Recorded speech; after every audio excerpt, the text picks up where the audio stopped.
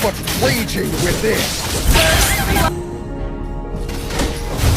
Guys, shoutout nga pala sa maingay na TikToker dyan. Hindi ko nasasabihin kung anong pangalan niya, pero lagi ko napapanood sa mga content niya na minamaliit niya si Zilong. Kesyo nga daw, mahina nga daw si Zilong sa XP at napag-iwanan na daw sa meta. Mahina nga daw si Zilong, or baka hindi ka lang marunong mag-Zilong. Ang dami kasing ebas guys hindi ko na ito dapat papatulan. Pero kasi guys, lagi ko napapanood sa mga videos niya na kapag Zilong na daw yung kalaban, bonus round na daw. Pagpasensyahan mo na pre Pero hindi mo ba alam na napakadaming Zilong users na ginagamit si Zilong pang boost up ng rank nila hanggang Mythical Glory? Hindi mo ba alam na napakadaming content creator na ginagamit si Zilong hanggang Mythical Glory? Palibhasa kasi puro ka lang dada at wala ka naman galaw. Eto kasi yung pangit yan guys minamalit niya si Zilong kesyo bonus round daw.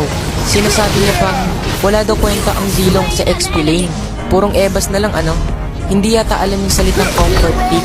Eto na lang masasabi ko sa mga Zilong users dyan. Gamitin nyo lang si Zilong guys, pabayaan nyo tong maingay na to.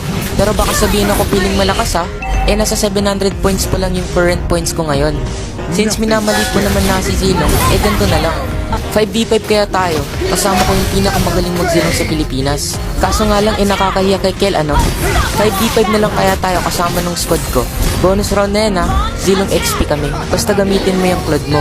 Pero joke lang, nasasayo na lang yan kung seseryosohin mo.